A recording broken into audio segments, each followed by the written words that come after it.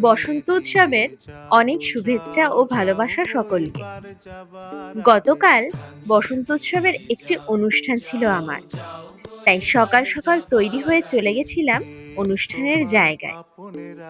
চারিদিকটা যেন রঙিন হয়ে উঠেছিল। আর আমার অনুষ্ঠানের দর্শক আসনে ছিলেন ইনি। সমবেত সঙ্গীত দিয়ে অনুষ্ঠানের শুভ সূচনা হলো।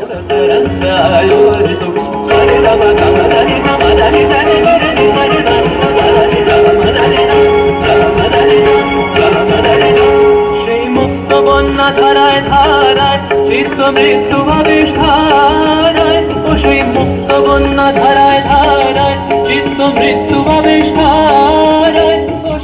ক্ষুদে শিল্পীদের এই নৃত্যানুষ্ঠানে মুহূর্তটা যেন আরো সুন্দর হয়ে উঠেছিল।